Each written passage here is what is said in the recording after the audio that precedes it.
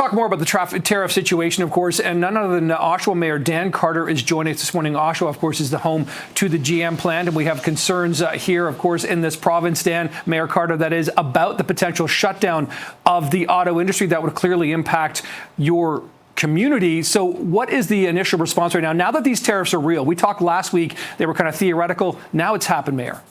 First of all, good morning, Nick, and thank you very much for the opportunity to join you this morning. We're focusing on the facts, and I think later on this morning I'll be meeting with the senior leadership at General Motors, followed by calls and discussions with Unifor to be able to kind of clearly understand what the pathway forward is. Some good news, of course, that was reported earlier this morning. U.S. Commerce Secretary is talking about some type of middle ground in regards to the tariffs. What that means, we're not really sure.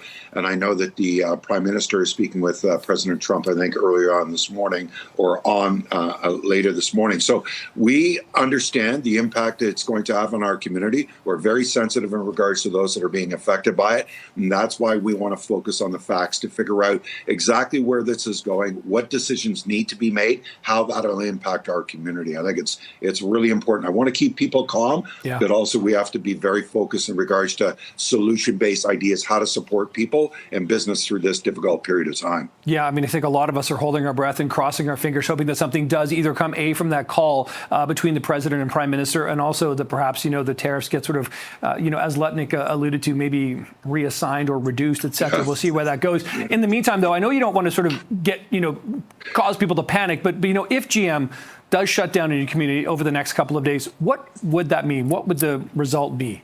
Well, I mean, first and foremost, I don't foresee that happening right at this particular time, Nick. I think what's going to happen is that there may be a slowdown, and that's what I hope to be able to get more information in regards to what does that look like? Because the product that we provide, 150,000 units in the United States, are one of their best-selling vehicles in the United States, and has a high demand. So we want to try and see exactly what that means. But I think about the 3,500 people that are on the line. I think about the people that are associated with logistics and parts.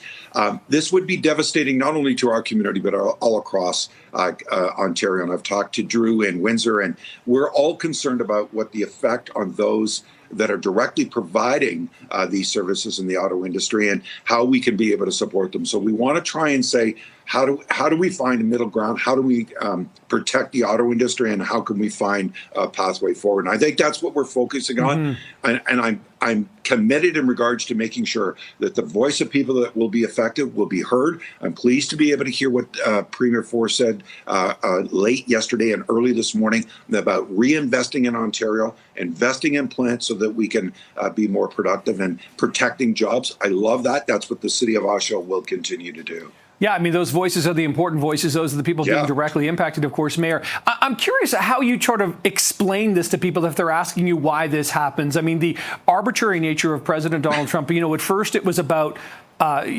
drugs crossing the border, fentanyl. Then all of a sudden it became, dominating the auto industry and sort of annexing Canada financially here. You're a politician yourself. How do you make sense of it? And then how would you try to describe it to anybody who lives in the Oshawa community? So I think that the main issue is understand who your opponent is. And that opponent wants to bring jobs back into the United States and has this vision that 1950 can return. But the reality being is the economics of that period of time just can't exist in today's world. I mean, people that are driven by consumerism, especially in the United States, are not going to pay astronomical amounts of money for electronics or for products. I mean, we've heard that some cars could go up by $6,000 to $12,000. So I think that our opponent believes that golden age of 1950 will return in the United States. And I think a lot of economists are trying to say to the president, that's not true. The markets are speaking. I mean, over close to $4 trillion, I think, is being lost in the markets. And I think that they're trying to say that the vision that you have is not realistic and our people are going to suffer. So I think what we have to do is focus locally on what we could do to support our people, figure out how Canada can move forward. Trade barriers must be eliminated across provincial lines. We've got to see that happen immediately. We can't wait any longer. And we've got to seek out new trading partners. But this is a time to unite Canadians and not divide Canadians. I'm so disappointed in regards to what the president is doing. We have been a great nation, a great partner, a great supporter of the United States. And you know what? Even my friends in the United States are also disappointed. They understand Canada is a great partner. Yeah, we just had a conversation with Niagara Falls, New York Mayor Restano saying exactly what you just said there, Mayor Carter. Another evidence it's not 1950. You and I are speaking virtually over the internet. You're using a smartphone. It is definitely not 1950. Listen, I appreciate the time as always, Mayor Carter. Thanks. I'm sure we'll talk in the coming days. You stay well. All the best to your family and all your viewers. Thank you. To you too as well. Okay, Jack. Thank you, sir.